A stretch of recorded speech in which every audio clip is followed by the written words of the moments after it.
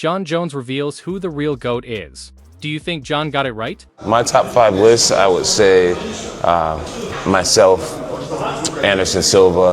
I would have to go with George St. Pierre. I'll throw Khabib Nurmagomedov in there. And man, it always changes. It depends on what month you ask me. I'll throw Demetrius Mighty Mouse Johnson in there as well. Darren Till breaks silence on Nate Diaz pulling out of their fight. Apparently, Diaz was all in at first but suddenly backed off. Till also revealed that Tyron Woodley isn't ready to fight him right now, and both Jorge Masvidal and Mike Perry priced themselves way too high to make it happen. What's happening, everyone? So, I had fight news to announce the other day to everyone, well, basically this week. Basically, Nate Diaz called the fight on with me.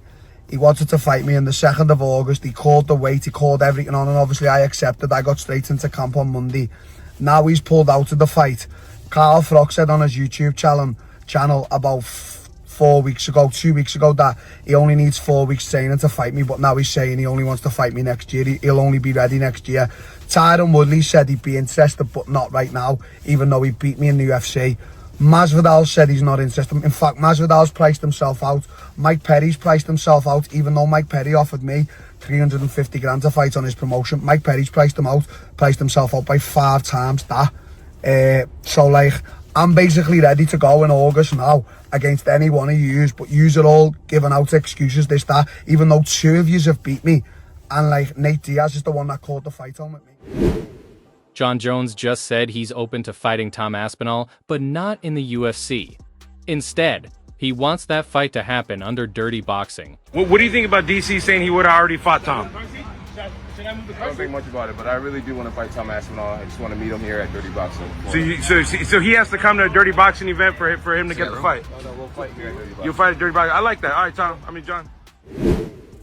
Ilia Topuria just posted another intense training clip on Instagram, but this time, the caption caught everyone's attention. He wrote, "Don't forget to bring the pillow." The last time Ilia said that, it was aimed at Max Holloway, and we all remember how that ended.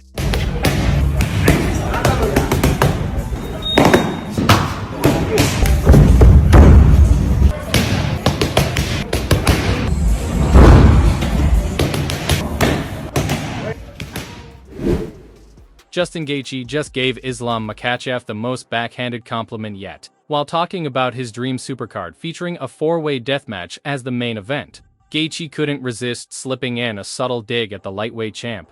First fight of the night, Ronda Rousey's 3rd fight in the UFC versus Amanda's, 6th fight. Wow. Second feature bout is going to be Khabib versus Conor. Let's go to the co-main. Cormier versus Jones. The main event is a 4-way death match with me, Poirier, Holloway, and Makhachev. Us three could definitely come up real quick, and then we'll see. Merab's coach John Wood warned Sean O'Malley against moving up to 145 pounds. According to him, Sean is just 1 knockout away from being back on top, but moving up a division could do more harm than good. It's the sugar show, so I unless he goes out there and shits the bed really bad in his next fight, whoever that may be, then we're talking you got some problems. But I think there's still some really good fights on the table for Sean to still have that star status. Is he ever going to beat Merab? No. Should they ever fight again? I would say probably not. But it's a strange world, and UFC, you know how this goes too, is that rankings don't mean anything. It's whoever is the star power and sometimes last man standing. There's a path for Sean to get back to a title shot. If I was Sean, I don't think anything he does or that they do is going to be able to come out and ever beat Merab. But I don't think, I've heard a lot of talk of him going up to 145. I don't think that's the smartest move. Them dudes are, there's some big, bad 145ers out there, and Sean, he's tall, but he doesn't have the biggest frame on him. So I don't know. I think like I said, I think there's some very winnable fights at 135 that really put him back in the zone of people talking about him. And he's, like I said, he's 1 knockout away from everybody going, Sugar's back. Gilbert Burns made it clear he's rooting for Kamaru Usman in his upcoming fight against Joaquin Buckley. I hope. I want Kamaru to win. Yeah. The guy was at the gym. He was looking very good. And at the gym, we had one of the guys that is Mash Buckley, for sure, back in the days, a long time, was a Bellator. Logan Stolly just out-wrestled him, ground and pound him. Yeah. He showed Kamaru the way, you know. I think Kamaru has to mix it up. I think he was the best at his time when he was mix it up, not just striking, not like I kind of called that he was gonna lose to Leon. He wasn't at that time. He wasn't wrestling anymore. Yeah, and just stand up with Leon's. I knew it was gonna be hard, but whenever he mix it up, sometimes he'll wrestle not just to wrestle just to make this guy think about it. So you can strike better. And then strike better, get loose. If the shots that take this guy down, make this guy tired. Buckley's very muscular, very strong. Yeah. If he left Buckley out of pressure, Buckley stop putting pressure. If you lose, Buckley is very, very dangerous. Yeah. So I think the way to Kamaru is put pressure, and I hope he wins. And I think he can. We're gonna see that. You think he's the right side at plus 235 as an underdog though? Plus 2. It's a good number. Yeah. It's a good number. The rivalry between Ilia Topuria and Paddy Pimblett is far from over.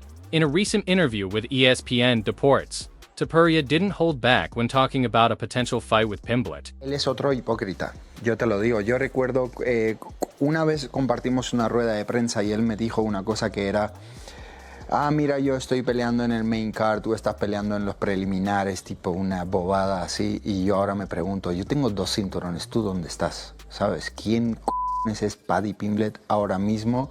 ¿Y por qué se tendría que merecer ahora mismo pelear conmigo? ¿O quién es? ¿Sabes? Una que tipo me cae, pero la verdad que si pudiera yo elegir una pelea, pelearía con él porque cae fatal, la verdad. Cae como el culo. Es como le das la mano y te la quiere morder. Y intentas como darle como...